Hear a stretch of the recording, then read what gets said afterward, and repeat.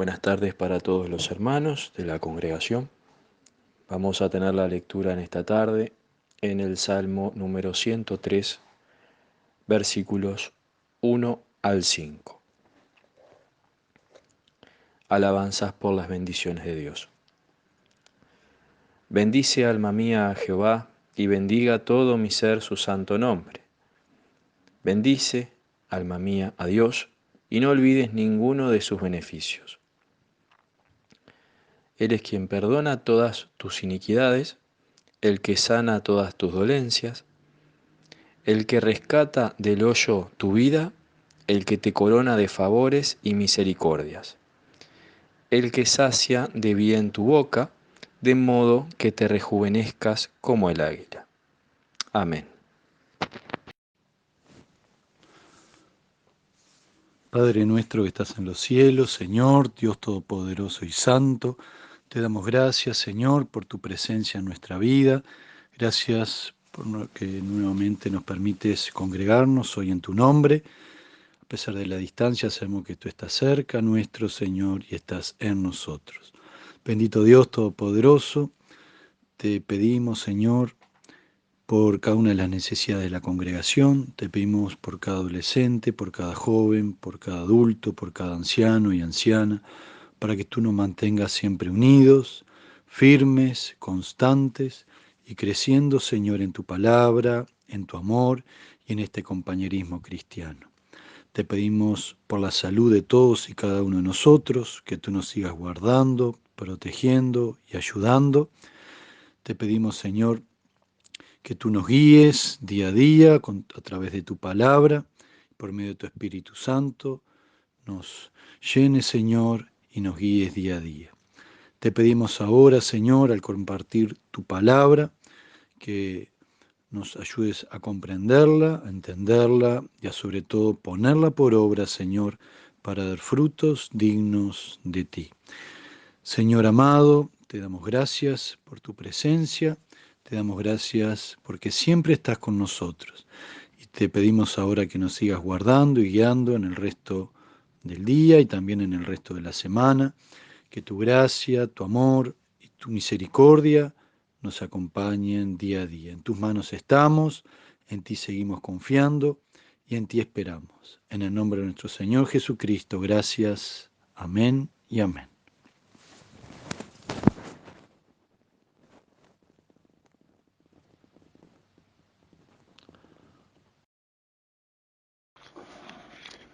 Vamos a abrir la Biblia en el Evangelio según San Marcos, capítulo 2. Dice el texto: entró Jesús otra vez en Capernaum después de algunos días y se oyó que estaba en casa. E inmediatamente se juntaron muchos, de manera que ya no cabían ni aún a la puerta, y les predicaba la palabra.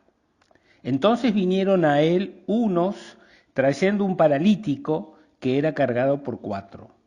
Y como no podían acercarse a él a causa de la multitud, descubrieron el techo de donde estaba y haciendo una abertura bajaron el lecho en que yacía el paralítico.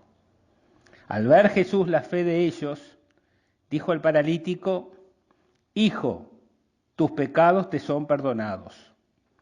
Estaban allí sentados algunos de los escribas, los cuales cavilaban en sus corazones: ¿por qué habla este así?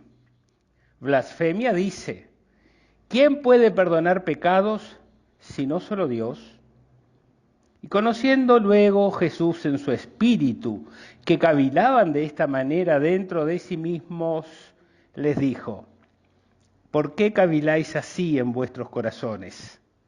¿Qué es más fácil? ¿Decir al paralítico, tus pecados te son perdonados? ¿O decirle, levántate, toma tu lecho y anda?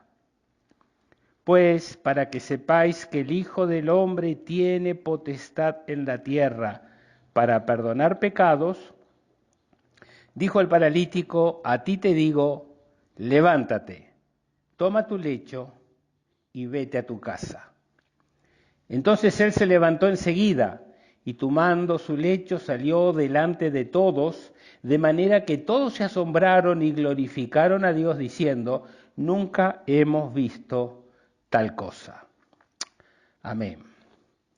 El pasaje sobre el cual queremos reflexionar en esta tarde relata un milagro donde la fe opera porque unos amigos solidarios la prestan.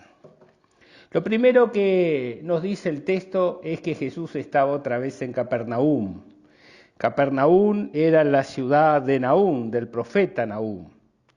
Y allí Jesús tenía la sede de sus actividades.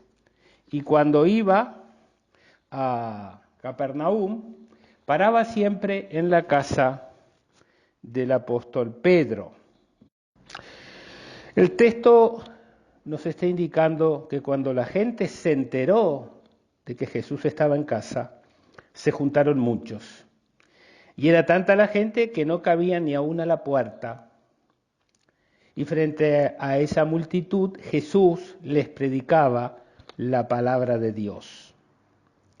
En el verso 3 y 4 dice, entonces vinieron a él unos trayendo un paralítico que era cargado por 4.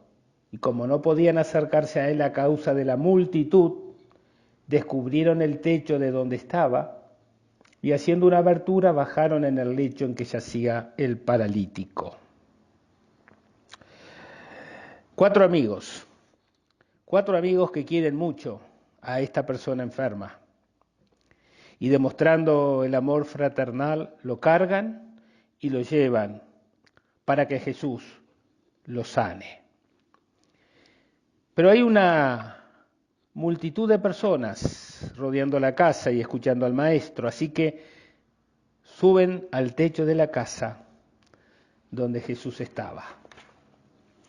Para ubicarnos en el contexto geográfico, eran casas pequeñas de una planta, se edificaban de adobe y piedra, sobre la cual se colocaba un techo de madera cubierto de ramas y cañas. Los amigos suben al techo, hacen una abertura para poder bajar la camilla, determinados a tener un encuentro con el Señor Jesucristo. Todas sus acciones demuestran una fe persistente frente a sus dificultades. No dijeron para sí hay mucha gente, dejemos para otro día, sino que dijeron hoy es el día. La fe en el Señor Jesucristo los motiva a seguir adelante. Amigos y hermanos, la fe nos tiene que motivar a seguir adelante, aunque las circunstancias puedan ser desalentadoras. La fe es un elemento indispensable para que tu vida siga adelante. La fe nos permite conocer a Dios, nos permite conocer el plan que Él tiene para nuestras vidas, nos permite alcanzar la salvación y el perdón de pecados. Cuando usted recibe al Señor Jesucristo en su corazón, usted recibe la paz y la presencia de Jesús en su vida. Pero su vida continúa y usted necesita que la fe se active. La fe es necesaria en nuestro andar diario para alcanzar las bendiciones que Dios tiene preparada para nuestras vidas a través de sus promesas. La fe nos ayuda a vencer la apatía, la indiferencia, los miedos, las dudas, cuando vienen las dificultades. ¿Cuántas cosas pensamos, tememos? Nos encontramos muchas veces sin respuestas, pero las podemos vencer. Las podemos vencer en el nombre del Señor Jesucristo y podemos conocer, cuando las cosas Dios las endereza, la gran bondad de Dios para nosotros. La fe vence las circunstancias adversas. En este texto de Marcos, aquellos amigos mostraban su amor. Así que suben al enfermo al techo, rompen el techo y bajan la camilla.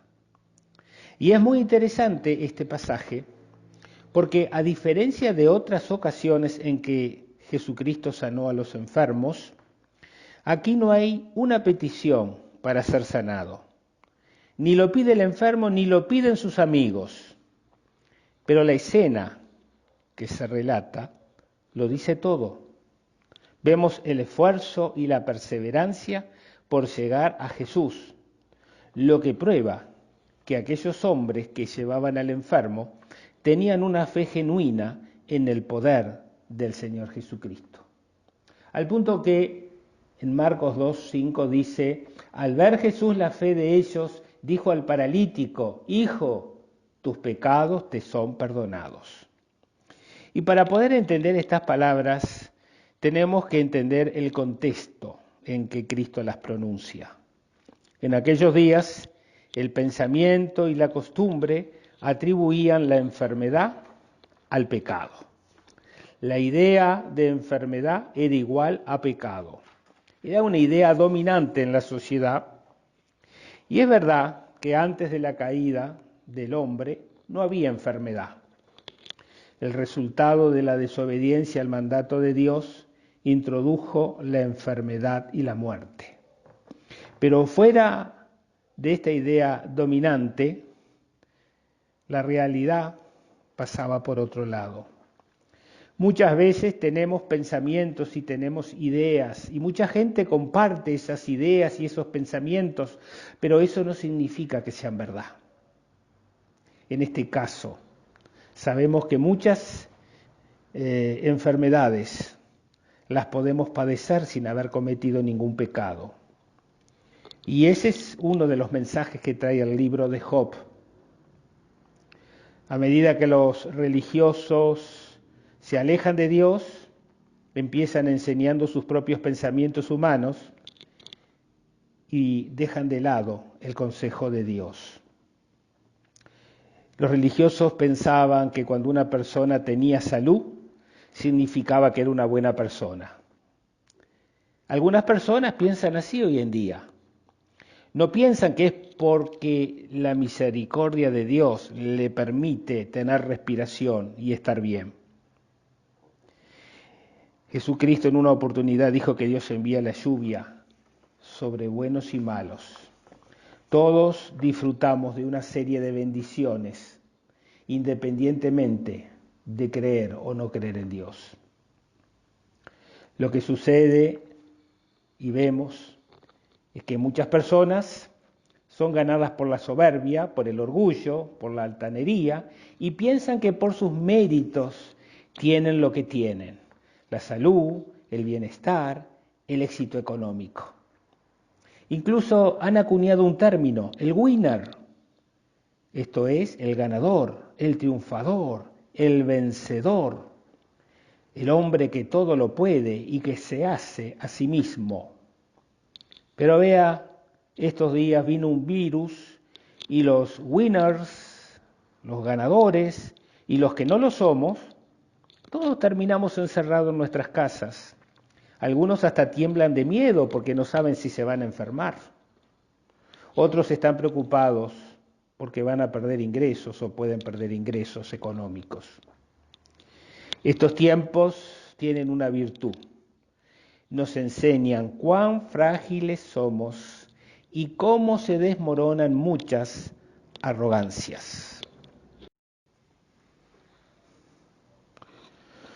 Los discípulos de Jesucristo participaban de las creencias de la época y también pensaban que la enfermedad era consecuencia del pecado. Así, en el Evangelio de Juan, en el capítulo 9, nos relata el evangelista que se encuentran con un ciego de nacimiento. Y la primera pregunta que le hacen al maestro es: ¿quién pecó? ¿Este o pecaron sus padres? Pero Cristo dijo que vino para enseñarnos la verdad. Y la verdad es que no en todos los casos la enfermedad es producto de algún pecado. Y así se los hace saber. Y es recogido en el Evangelio de San Juan, capítulo 9, verso 3. Cristo ahora está frente a la camilla donde está el paralítico. Y viendo Jesús la fe de ellos, salva a este hombre.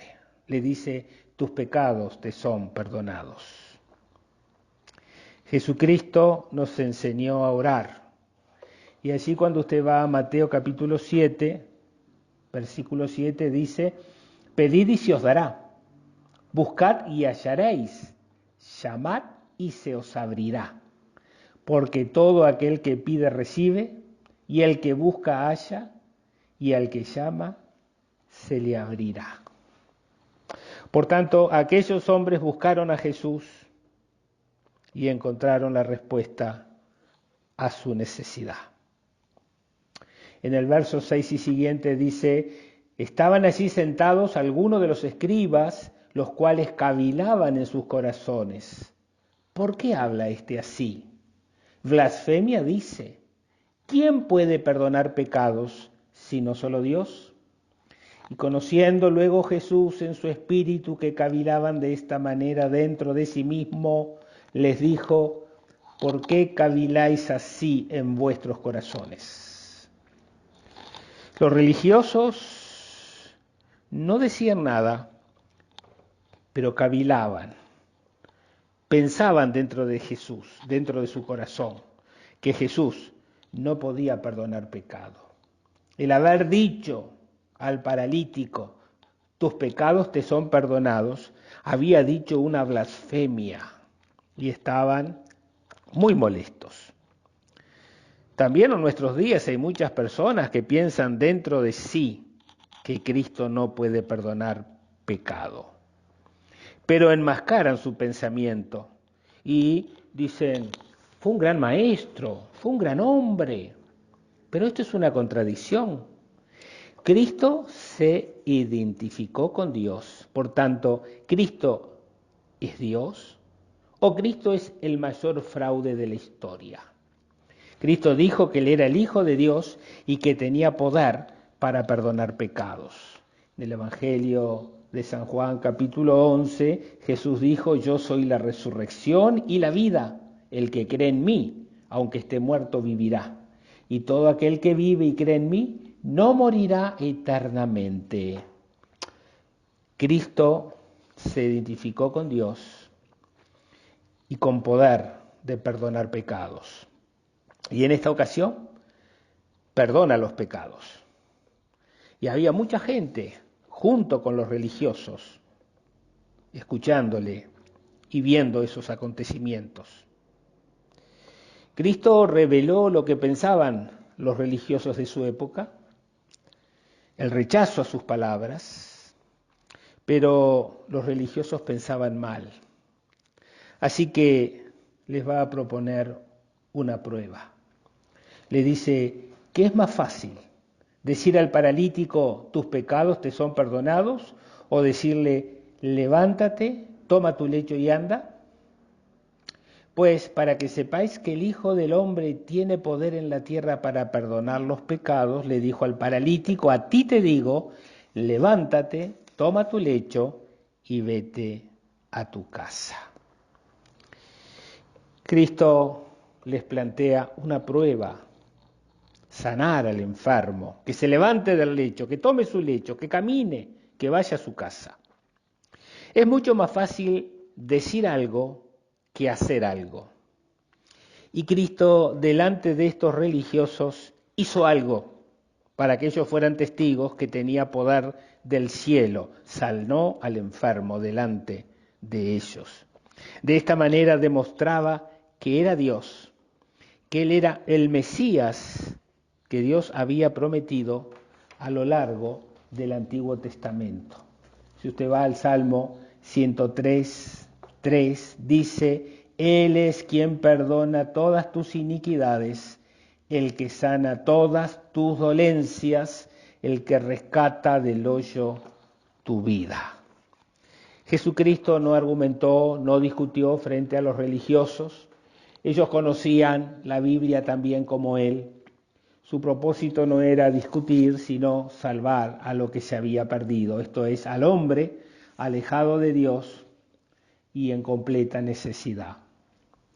Por eso Jesucristo sana a este hombre delante de ellos y lo envía a la casa. Y dice Marcos 2:12, entonces él se levantó enseguida y tomando su lecho salió delante de todos, de manera que todos se asombraron y glorificaron a Dios diciendo, nunca hemos visto tal cosa. Lo sanó y lo envió a su casa para que los suyos lo recibieran y vieran el poder y la misericordia de Dios en una vida. Cristo en otra oportunidad dijo, conoceréis la verdad y la verdad os hará libre. También dijo, yo soy el camino, la verdad y la vida, y nadie viene al Padre sino por mí.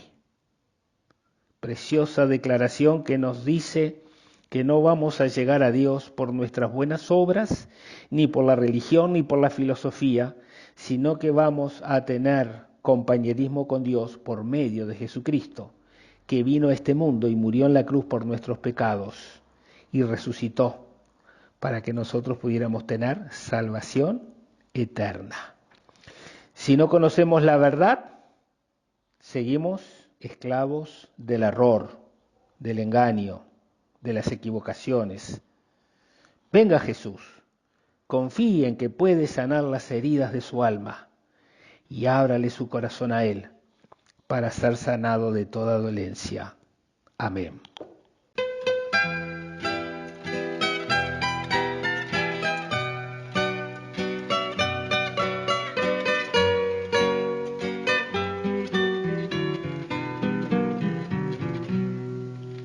El que habita al abrigo de Dios morará bajo sombras de amor.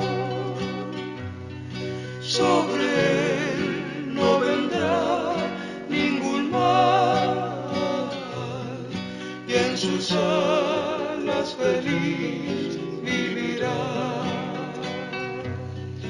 Hoy yo quiero habitar al abrigo de Dios, solo allí encontraré paz y profundo amor. Mi delicia con Él, comunión disfrutar, y yo siempre su nombre alabar.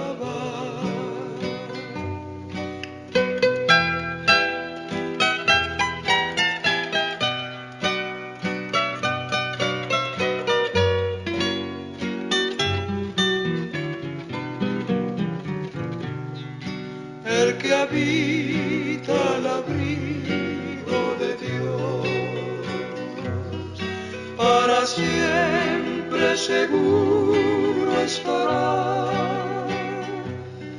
Caerán 1000 y 10.000 por doquier, mas a él no vendrá mortandad.